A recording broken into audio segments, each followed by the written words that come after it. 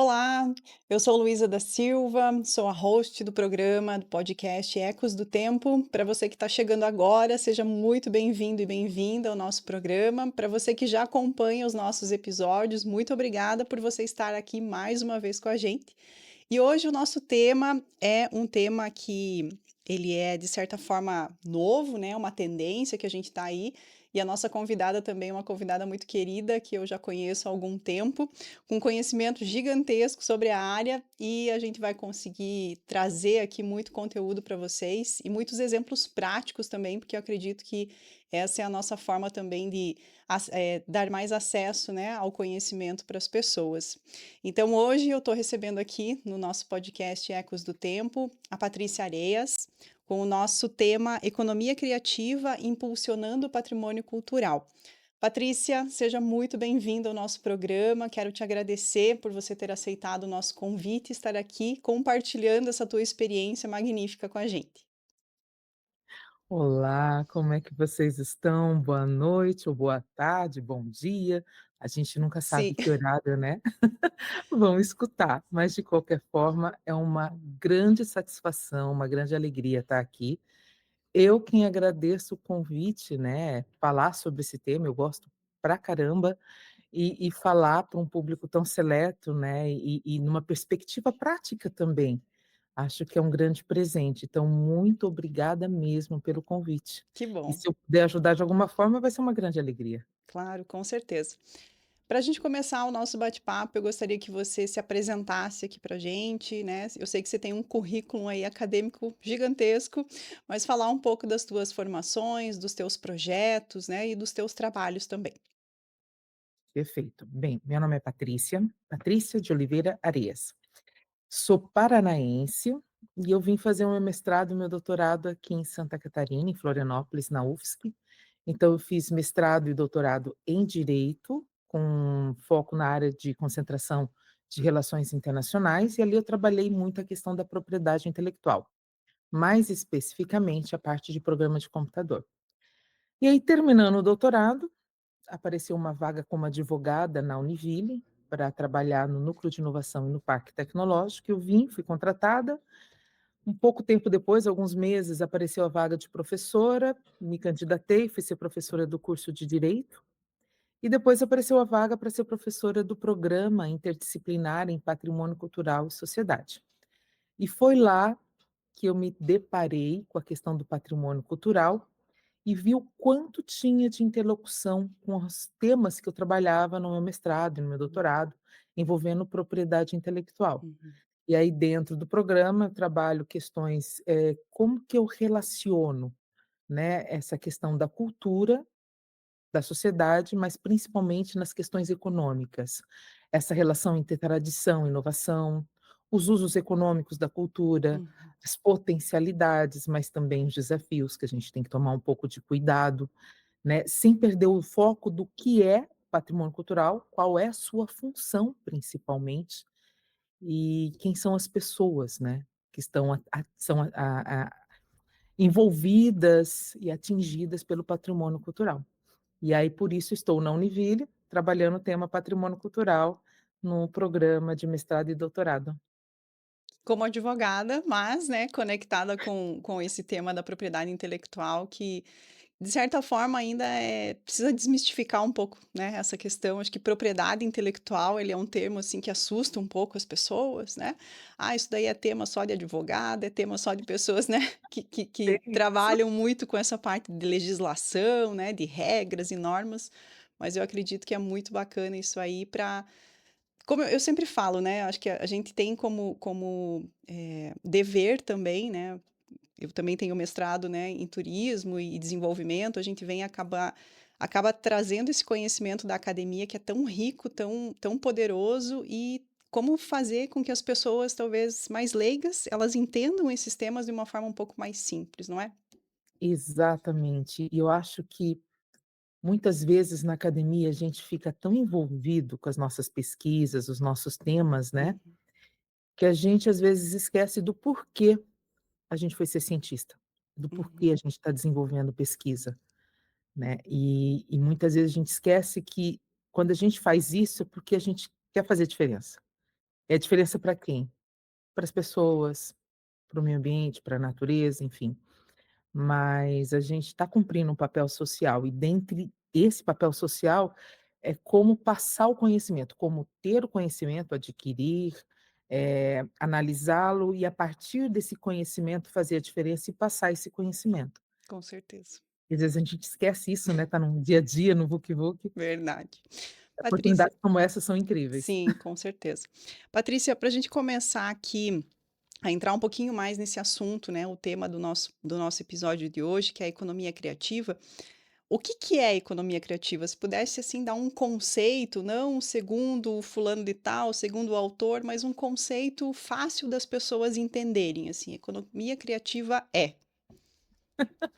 Bem, economia criativa, ela é do setor econômico, então eu estou falando sim de recursos econômicos, de Uhum, ganhar dinheiro uhum, e de vender e de comercializar, de ter trocas, né, econômicas a partir de conhecimento, de criatividade, né. Então eu não estou falando necessariamente de você, por exemplo, pegar um sapato e vender o sapato, sim. mas eu estou falando de você pegar um sapato, customizar, colocar umas coisas diferentes, torná-lo, singular Uhum, e a partir disso vendê-lo. Então eu posso isso tanto no sapato, como no cinema, na arte, no audiovisual, na publicidade, no turismo. Então como é que eu ganho vendo, mas também adquiro bens e serviços a partir da criatividade. E a questão da propriedade intelectual está bem envolvida uhum, nessa questão do conceito da economia criativa, hum, porque se eu estou falando de conhecimento, estou falando de criação. uhum, Criação que tem um diferencial de mercado, correto? sim, Se ele tem um diferencial de mercado e alguém vai lá e copia o que eu estou fazendo, como é que eu vou me sentir? uhum, Não vou gostar muito, né. Tem alguém, fazendo igual eu estou fazendo. Em geral não, né, as pessoas vão ficar meio assim, mas algumas não ligam, depende muito uhum, de como é a atividade dele.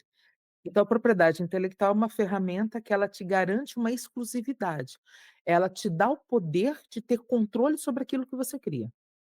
Você pode vender isso, você pode, a gente chama de ceder ou licenciar, uhum, né. Mas se você quiser doar também é tranquilo, não, ela não gera assim: "Ah, agora ninguém mais pode acessar o que você criou".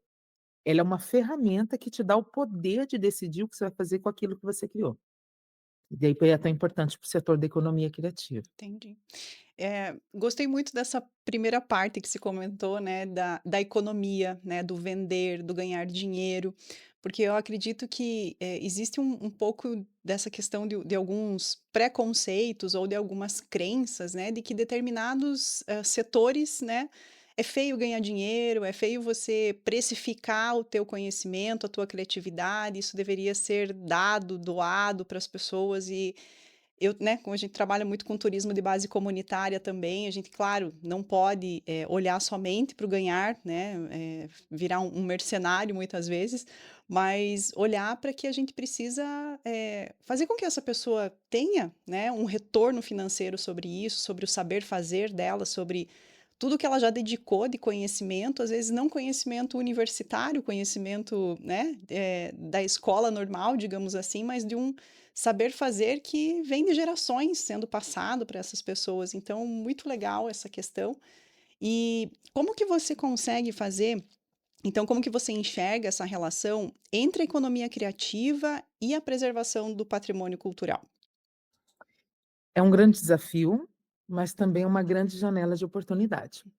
Quando a gente fala de patrimônio cultural, e aí a gente está falando tanto das questões materiais, por exemplo, um Uhum. prédio, um carro, um documento, um sapato, até lembra aqueles ferros antigos de passar Sim, roupa, você colocava carvão dentro, sim. né. Então aquilo também pode ser um patrimônio cultural, e é material. Uhum, E a gente também está falando do imaterial, que é o conteúdo disso, né, o valor simbólico disso, é o saber fazer, por exemplo, um uhum, queijo artesanal, é o saber fazer, um bom vinho, é o saber fazer, hã, enfim, uma dança, uma uhum, coreografia, né, uma música. Então todas essas coisas, vamos chamar de bens, que no direito a gente sim. chama de bens culturais, elas têm uma percepção, ela tem uma acepção maior, né. Então, por exemplo, tem um autor que ele faz uma metáfora super bacana. Ele fala, por exemplo, uma pedra. Uma pedra solta no caminho é apenas uma pedra, não tem valor jurídico, Uhum. né. Se eu pego essa pedra e coloco dentro da minha casa e uso ela como um peso de papel, aí ela passa a ter um valor jurídico, porque ela é minha pedra. Uhum. Então ela é uma propriedade individual minha. Se essa pedra um dia vai para o museu, porque ela representa alguma coisa muito importante na história, por exemplo, de São Bento do Sul, Uhum. ela tem também um valor cultural. Então ela tem um interesse público, porque ela não é mais só minha pedra, mas ela é uma pedra que representou um determinado momento na história de São Bento do Sul e que faz com que as pessoas se sintam representadas por essa pedra de alguma forma. Uhum. Então isso é um valor cultural, é um valor público, ok? E quando eu falo de patrimônio cultural, eu estou falando desse valor público, Uhum. desse valor de referencialidade, né. Isso é super importante e faz toda a diferença quando eu trabalho a questão da economia criativa. Então, ela pode ser um diferencial no uso do patrimônio cultural? Pode, pode sim. Mas o grande desafio é que se eu simplesmente vejo esse patrimônio cultural e vejo ele só como, por exemplo, essa pedra, Uhum. né, eu vou fazer cópias dessa pedra e passar a vendê-la. Só que eu não conto a história da pedra. Sim. Então ela é simplesmente uma pedra que tem um certo valor, mas que o valor simbólico dela se perde. Uhum. Então a economia criativa ela pode ser uma grande janela de oportunidade para o uso do patrimônio cultural no setor econômico, mas também pode ser um grande desafio se eu me esqueceu do porquê essa pedra ela é singular. Uhum. Eu faço uma metáfora que eu acho bem enfim, fica um pouco mais fácil. Então você imagina, assim, um vinho que demorou muito tempo para ser feito, né.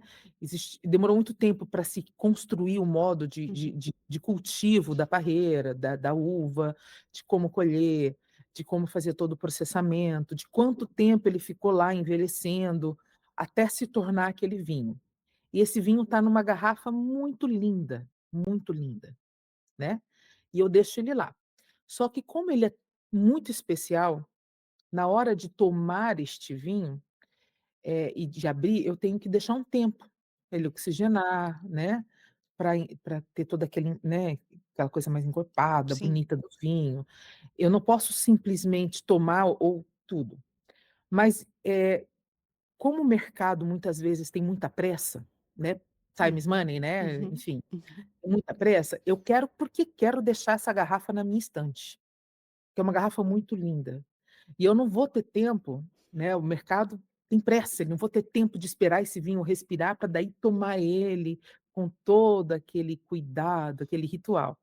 Aí o que que eu faço? Eu jogo o vinho para ficar com a garrafa. Então, dependendo de como eu uso as oportunidades Uhum. da economia criativa com o patrimônio cultural, eu posso gerar um processo de exclusão das pessoas, por exemplo, que fizeram aquele patrimônio cultural ser o que ele é.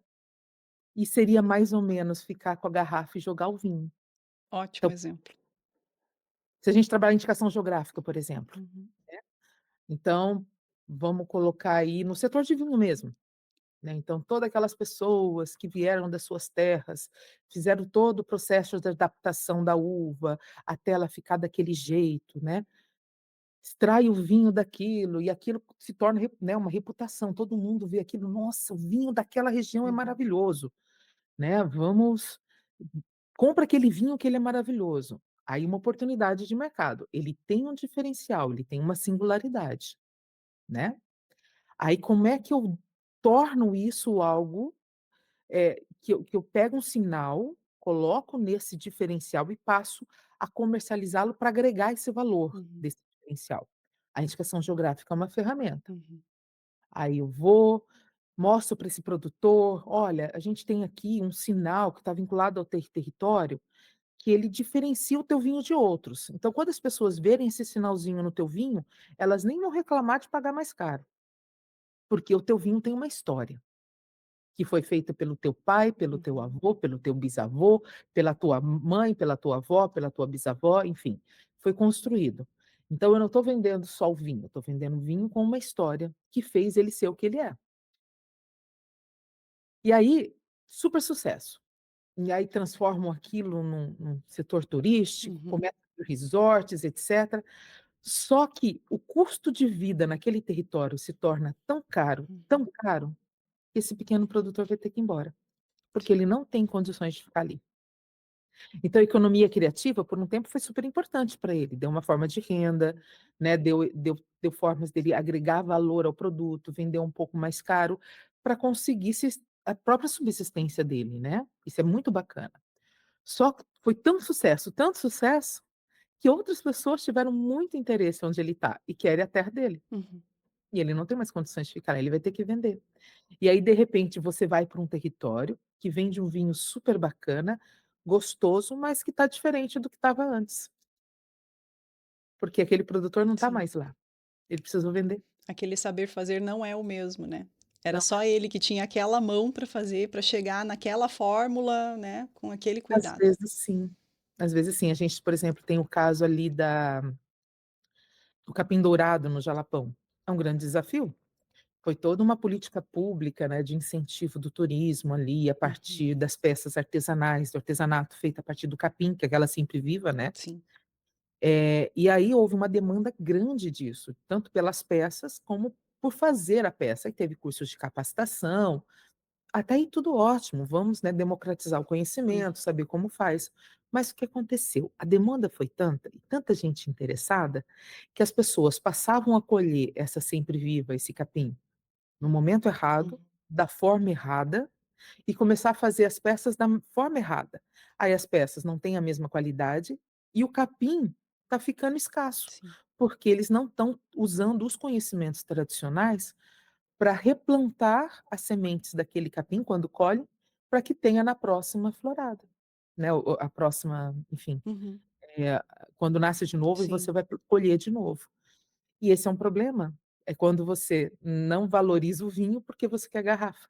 Uhum. Esquece Nossa, o conhecimento que tem em cima disso. uns exemplos muito bacanas para a gente conseguir materializar, né, até imaginar, assim, porque, como eu comentei, né, a gente precisa também fazer metáforas, né, analogias, enfim, porque as pessoas entendam e essa garrafa me remeteu muito a algo que eu também já fiz, né, de receber uma garrafa de presente, uma garrafa linda, que eu pensei até em transformar ela num vaso depois que eu tomasse o líquido, né, de dentro, mas que para mim foi todo um cerimonial, porque foi muito especial o presente que eu recebi, né. Então eu teve um ritual, teve um degustar e não só um tomar, né, isso que eu acho que precisa ficar muito claro também.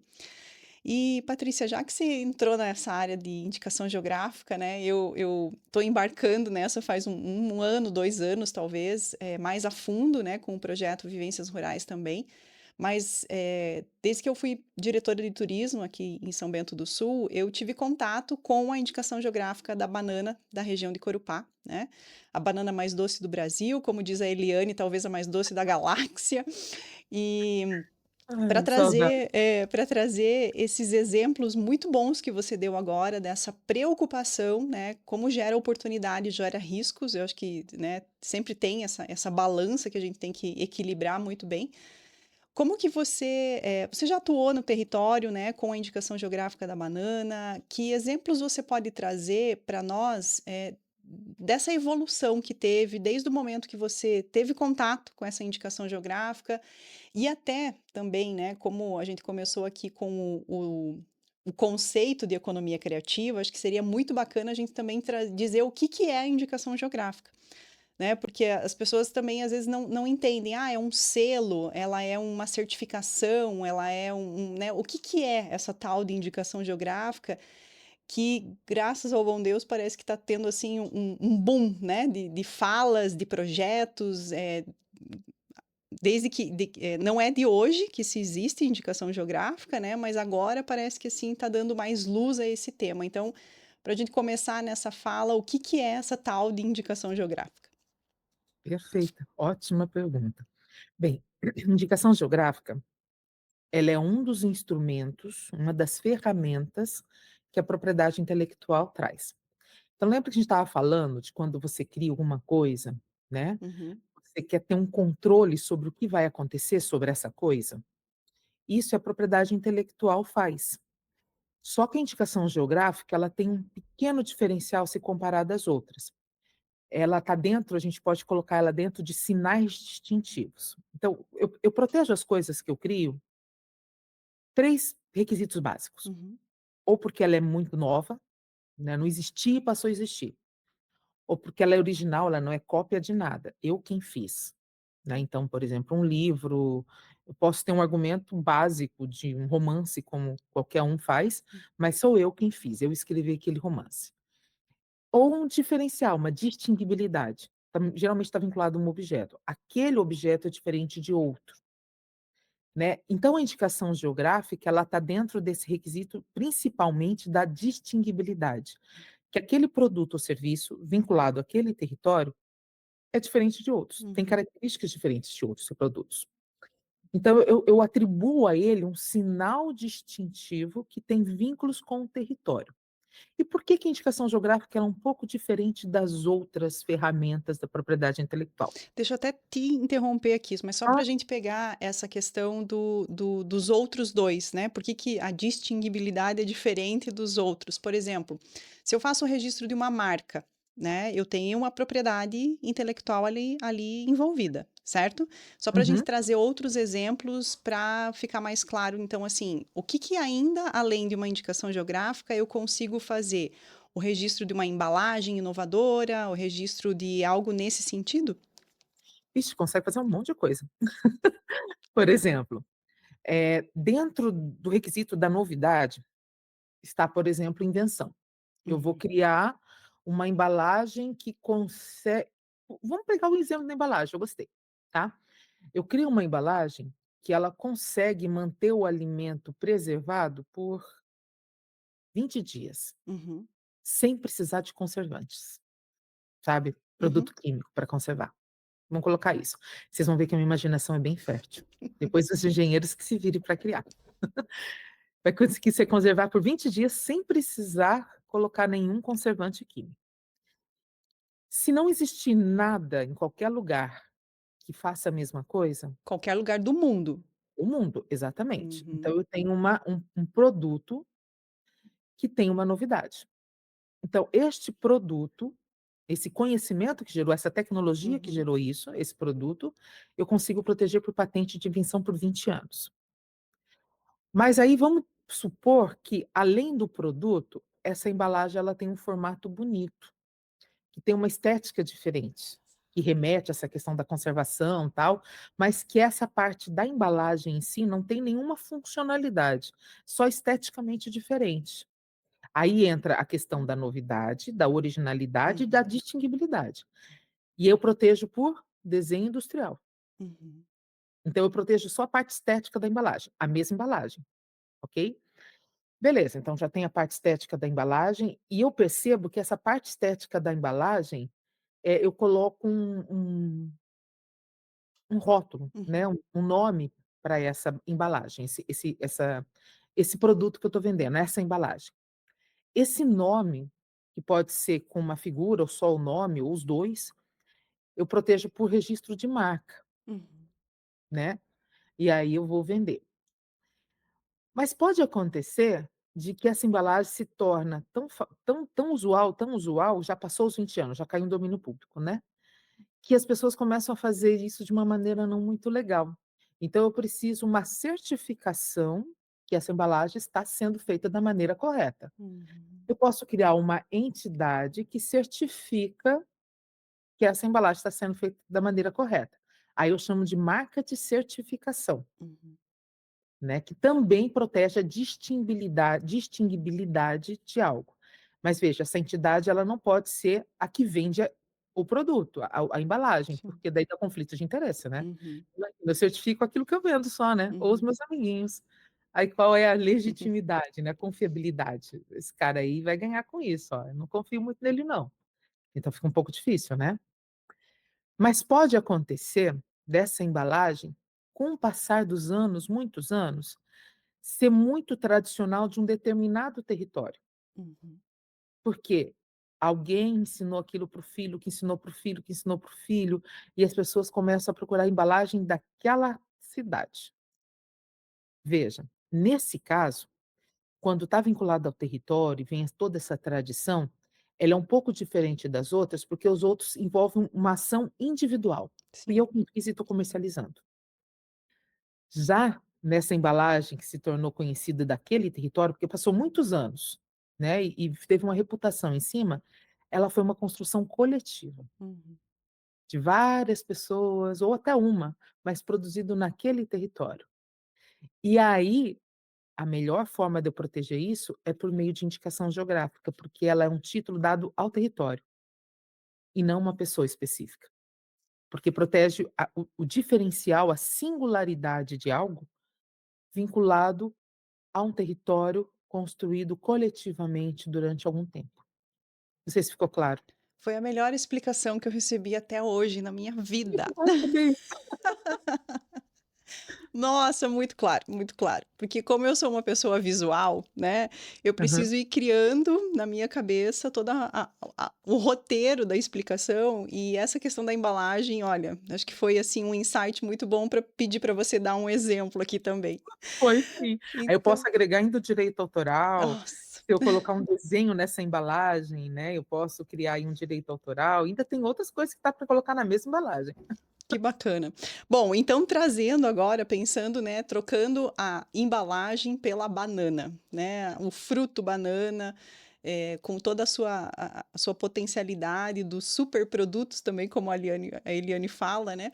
Como que hoje a indicação geográfica da banana, ela vem, se comportando até nesse período, né, desde que ela foi dado, então, essa autorização para a associação, né, como você falou, para as banco, utilizar isso e trabalhar isso com os seus produtores. Então, ali a gente teve uma dissertação de mestrado aqui que foi muito interessante, da Gisele de Lorena. E ela foi pesquisar lá, na época a indicação geográfica ainda não tinha sido concedida, Uhum, né, que ela foi concedida em 2018.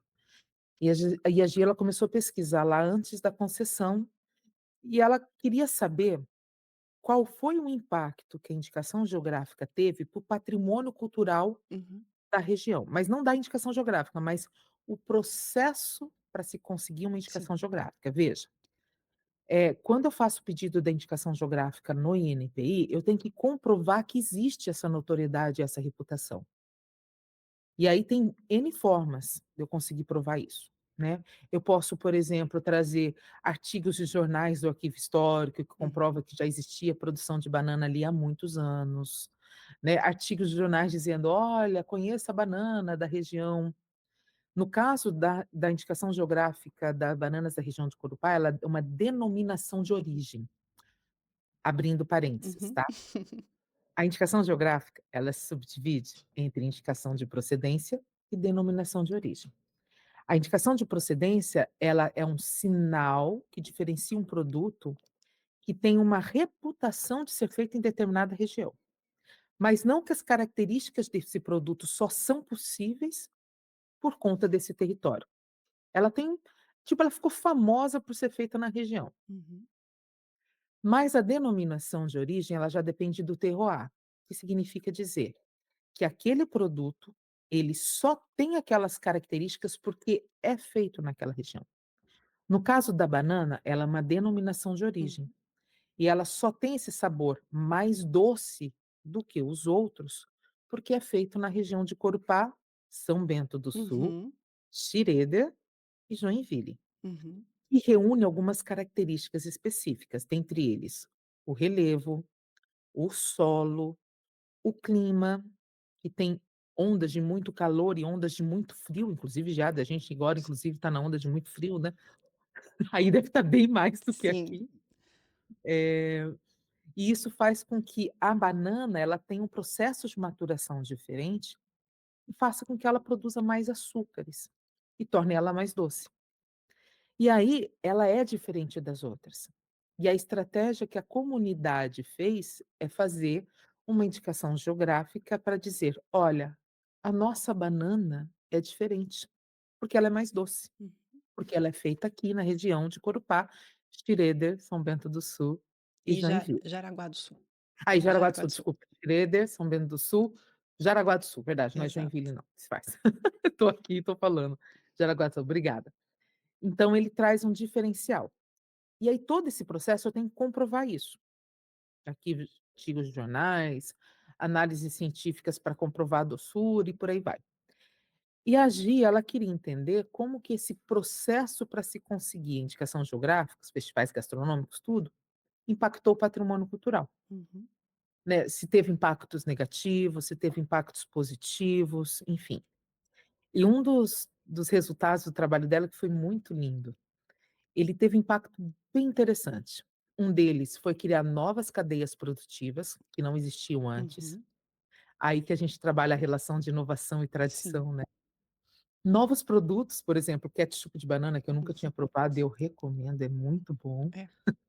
é Agora tem a muito bom. mostarda de banana também, Pois é, a mostarda ainda não provei, mas o ketchup eu provei, tá, é muito bom. muito bom. E, por exemplo, criou novas cadeias produtivas para as mulheres. Sim. E as mulheres, elas, nossa, penavam um monte, porque imagina, descer com aqueles cachos de banana de 60, 70 quilos, morro abaixo, nas costas, né, ou colocar em cima do caminhão, é muito complicado, né. E aí, a partir de todo esse processo de valorização da bananicultura, da banana e do produtor de bananas, fez com que elas conseguissem, um destaque para as biojoias que elas Uhum, fabricavam a partir da fibra da bananeira. Criou-se uma nova cadeia produtiva. E um outro resultado super interessante da GI é o processo de orgulho, principalmente dos produtores e os filhos de uhum, produtores. Então, nas entrevistas que ela fez, uma das coisas que destacaram é: "Poxa, eu tenho orgulho de ter nascido numa propriedade que produz banana, de ser filho de bananicultor. E eu quero continuar fazendo o que o meu pai fazia ou minha mãe fazia", né. E esse orgulho é uma coisa muito linda e que muitas vezes é um grande desafio para o produtor rural, né, que o filho acaba estudando, sim. indo para a indústria, para o comércio, para outros, né, outros locais, não quer dar continuidade à atividade dele, enfim, por N motivos, Uhum, né. uhum. E esse orgulho estava fazendo com que eles retornassem. Então isso foi um projeto, o resultado que eu me surpreendi, assim, foi Eu bem bonito. imagino, eu imagino. A gente teve, né, um contato um pouco mais aproximado com o pessoal também de São Bento do Sul, que a região de São Bento do Sul que está dentro da indicação geográfica é a região do Rio Natal, né, então, que se conecta muito com o Ano Bom, que já é praticamente, vizinho de Corupá ali. E esse senso de pertencimento, né, essa ativação, esse orgulho, como você falou, chega a emocionar, porque a gente percebe que não é uma atividade fácil. Como você falou, um cacho de banana, ele pesa, né, e vai todo mundo para o bananal, né, criança, só para ver os pais trabalhando, né, para ver essa questão, e ali eles já conseguem também captar esse saber fazer, né, de saber dessas técnicas. É o jovem, é a mulher, é o homem, né, então assim, essa união familiar que se tem ali, ela é muito muito bonita, né, só que a gente sabe que não é um trabalho fácil, ele é um trabalho desgastante, né.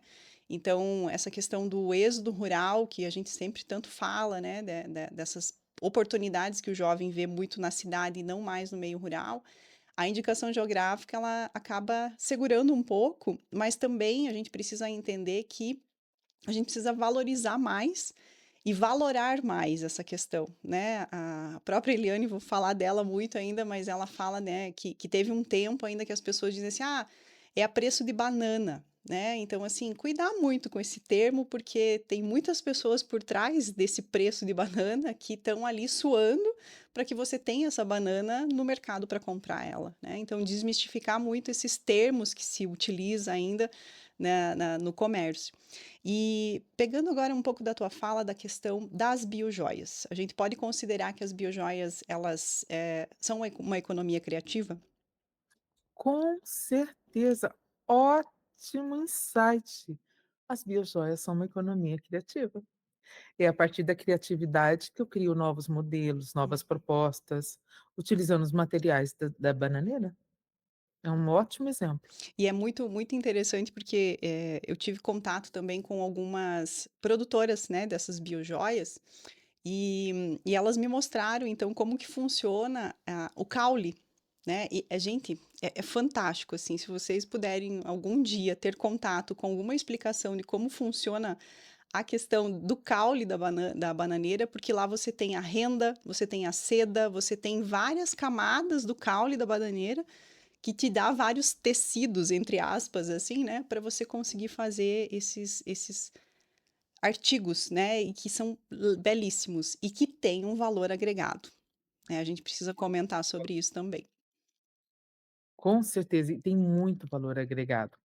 E sabe um ponto que você colocou, que eu acho que talvez seja uma das principais funções do patrimônio cultural, e um dos pontos mais delicados quando a gente usa a economia criativa para ativar esse patrimônio e gerar renda para essa população, é que a gente não está lidando só com uma pedra. Uhum, A gente está lidando com aquilo que estabelece as conexões sociais daquela comunidade, que me faz pertencer àquela sim, comunidade. Então, muitas vezes, se a gente usa somente a lógica econômica, a gente tem uma tendência de ver, por exemplo, a banana e a bananicultura apenas como um produto, uhum, uma mercadoria, e que pode ser vendida, revendida, passada, enfim, para quem quiser, né, e negociada. uhum, Mas quando eu penso na bananicultura como um patrimônio cultural, os modos de plantar, os modos de colher, os modos de fazer, mas principalmente o que que aquilo representa para aquela comunidade, eu estou falando do ponto que conecta os vizinhos, uhum, os pais, os filhos, o consumidor, o fornecedor, o senhor da mercearia da esquina.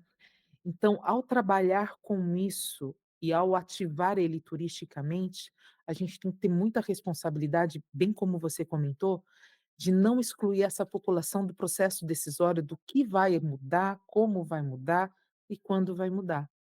Porque a gente corre o risco de simplesmente essas pessoas olharem para isso e falar: "Ah, meu Deus, já não é mais uhum, o que foi".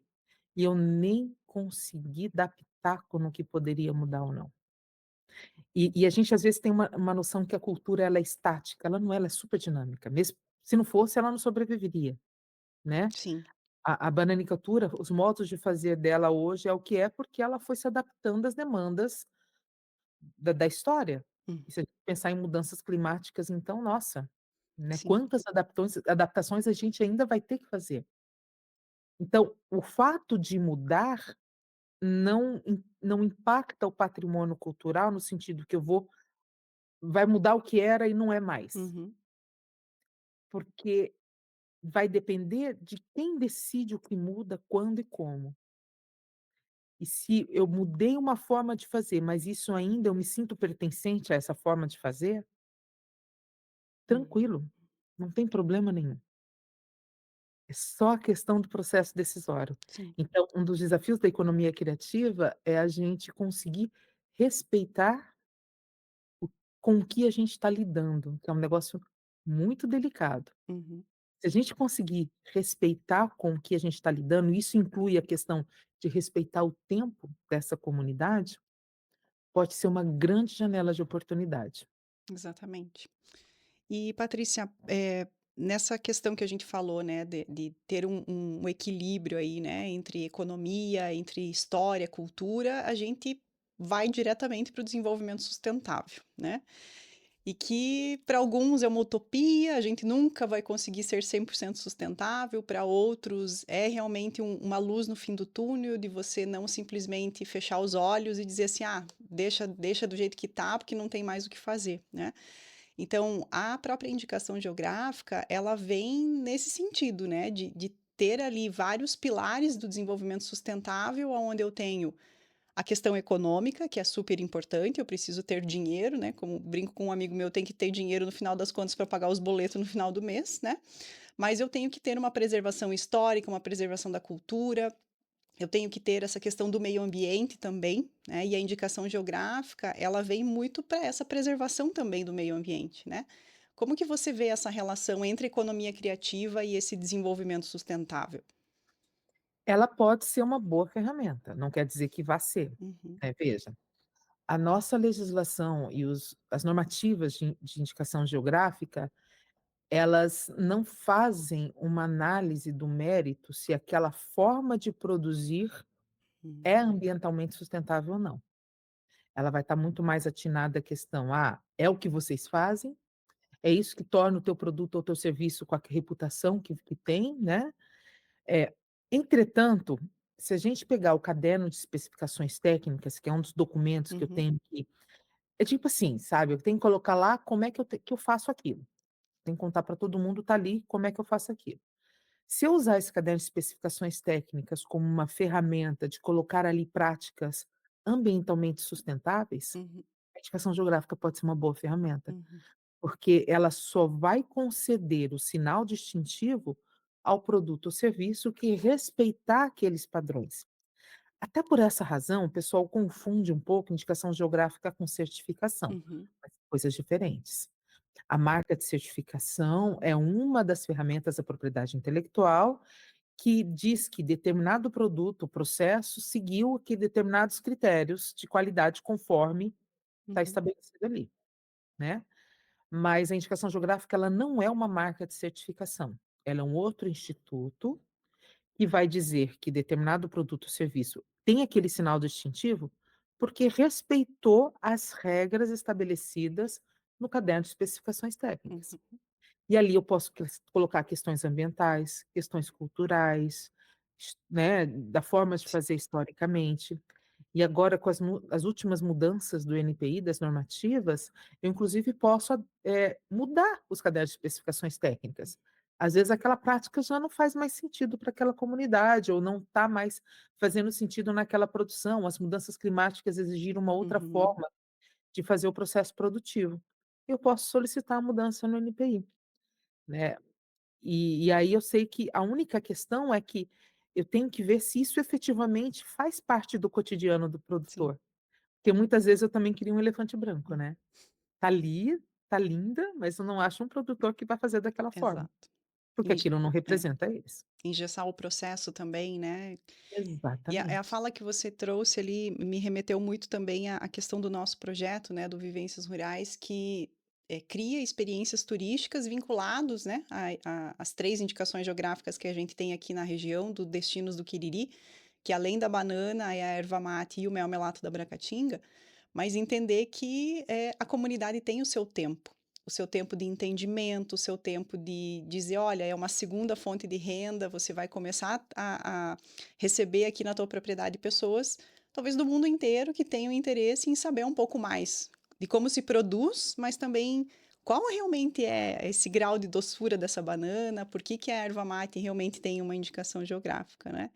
E voltando nessa questão do ambiental, é muito interessante essa informação que você trouxe de que o INPI em si, né, na legislação, não puxa muito para essa questão ambiental, mas eu quero trazer essa informação aqui de que, justamente em São Bento do Sul, na região, né, do Rio Natal, nós temos APA, né, a área de preservação ambiental, e nós temos bananicultores que estão no território da indicação geográfica e também no território da APA, né? Então isso já traz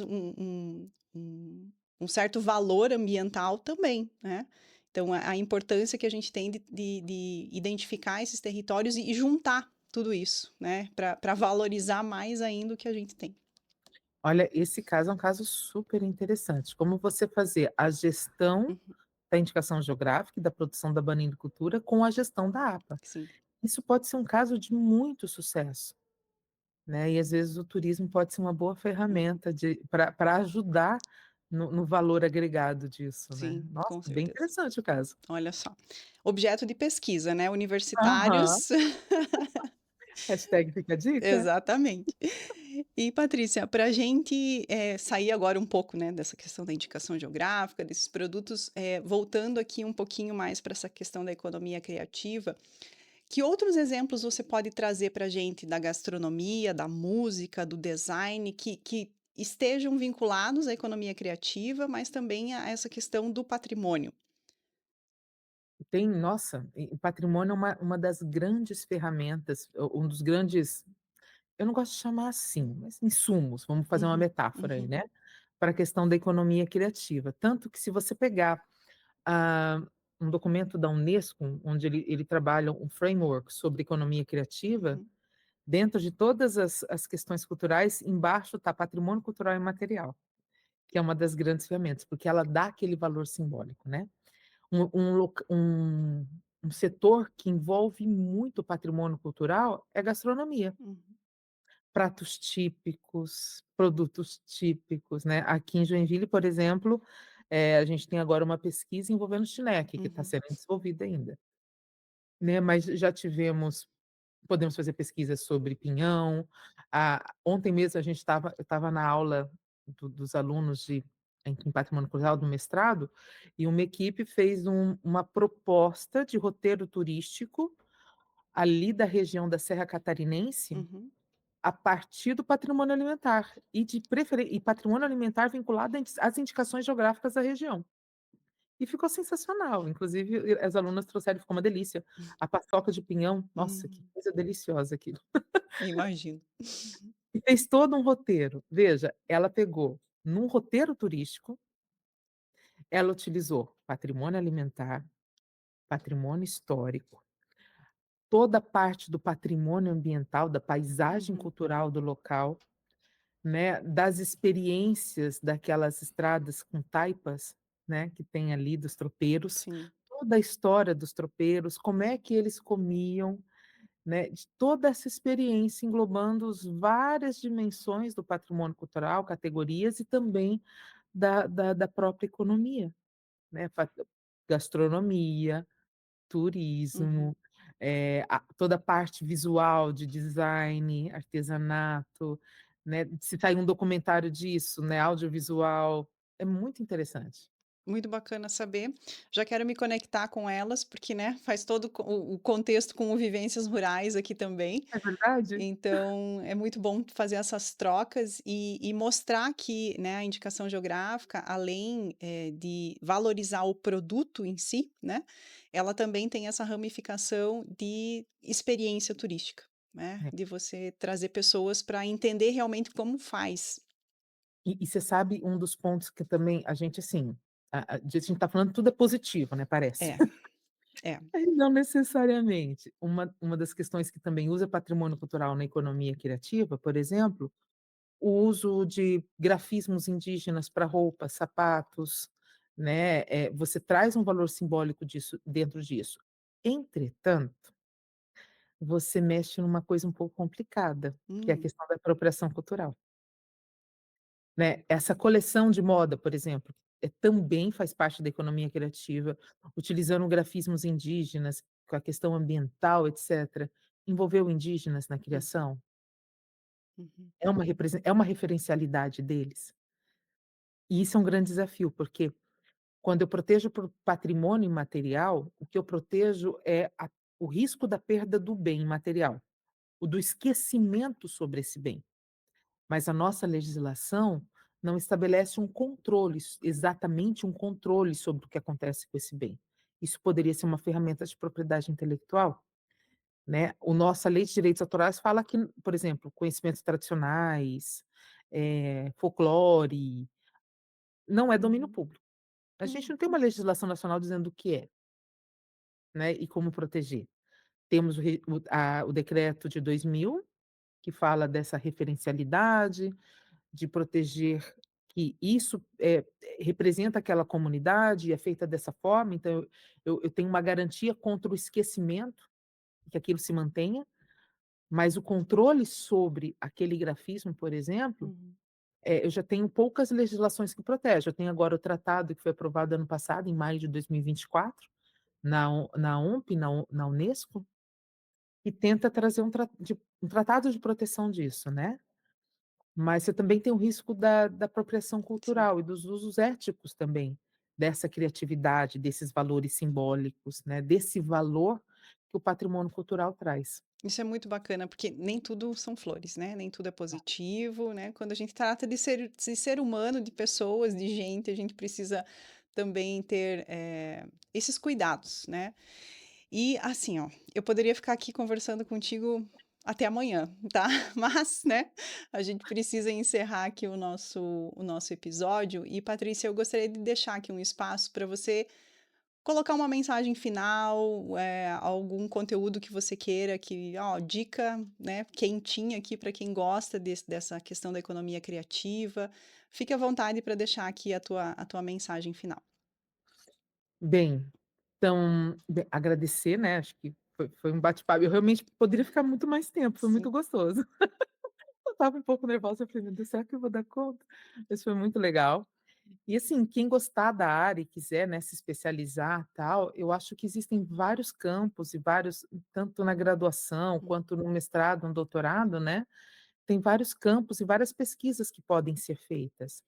E eu acho que é um local apesar de ser um campo complexo que a gente estava falando, nem tudo são flores, né, uhum, que você falou, né, Lu, assim, é um campo complexo, sim, que a gente está falando dos vínculos sociais, e se dependendo de como eu trabalho isso, que é uma construção coletiva, eu quebro esses vínculos. uhum, E aí eu perco um pouco desse pertencimento.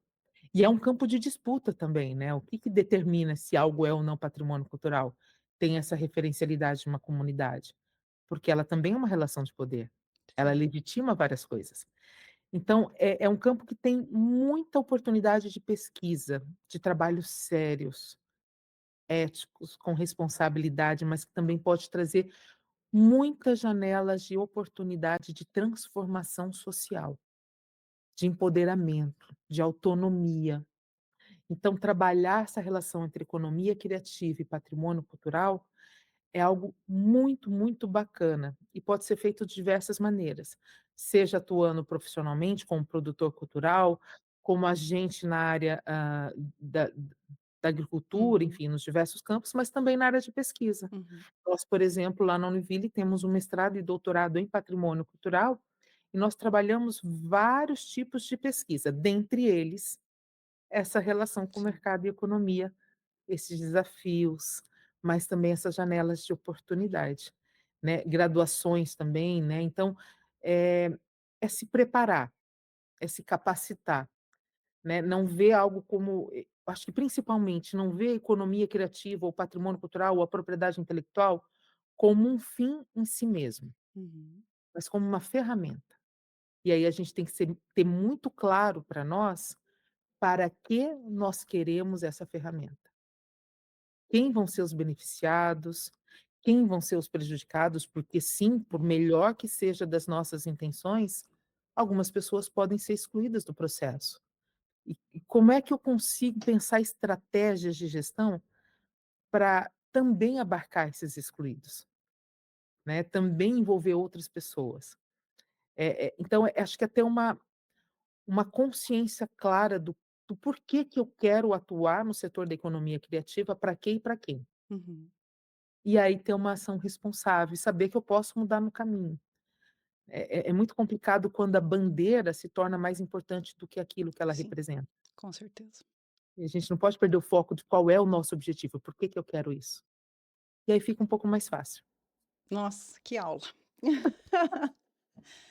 Mais uma vez, Patrícia, muito obrigada por ter aceitado esse bate-papo. Assim, foi, leve, né, muita informação, como eu te falei, assim, até para mim, né, que estudo e estou mais envolvida com essa questão, estamos juntas, né, no Fórum Catarinense de Indicações Geográficas e Marcas Coletivas, que também é um desafio, né, um fórum novo que foi fundado o ano passado, então tem pessoas fantásticas lá dentro dos mais variados setores, né, da universidade, do INPI, do turismo, né, os próprios agricultores, bananicultores, enfim, os produtores das indicações geográficas. Então, realmente é um coletivo de uma discussão muito rica. E se você quiser deixar aqui algum contato, ou quem sabe até divulgar um pouco o programa da Univille, do mestrado e doutorado, fique à vontade para a gente fechar aqui com algum contato que você queira deixar. Ah, bacana. Então, ó, quem tiver interesse, né, no nosso programa, tal, Lá dentro no site da Univille, né, www.univille.br ou, mais precisamente, universo.univille.br/ppg-PCS, Programa de Pós-Graduação em Patrimônio Cultural e Sociedade. Lá tem várias informações sobre o programa, o mestrado, o doutorado. Infelizmente, acabou recentemente, estava com processo seletivo aberto agora, acabou acho que dia 23 do doutorado, dia 18 de junho, mas no final do ano a gente tem um novo processo seletivo, mas independente disso, também podem ir lá visitar a gente, fazer uma disciplina isolada como aluno especial e já conhecer o campo, né. Também, além do site, tem o e-mail, né, ppgpcs@univille.br. Qualquer dúvida que tenham, só entrar em contato, a gente vai ficar muito feliz de recebê-los.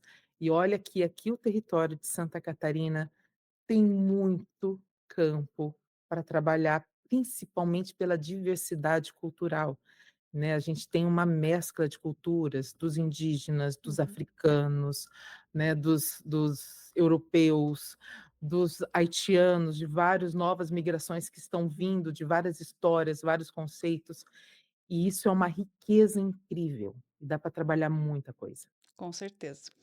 Mais uma vez, muito obrigada, Patrícia. A gente se encontra por aí com certeza, né? Precisamos, acho que até usar um pouco mais desse conhecimento acadêmico, né, das universidades, aproximar mais esse campo também. E se você gostou desse episódio, também eu fico o convite aqui para assistir todos os outros que nós temos com convidados também muito especiais, assim como a Patrícia, no projeto aqui da JCI São Bento do Sul, do podcast Ecos do Tempo.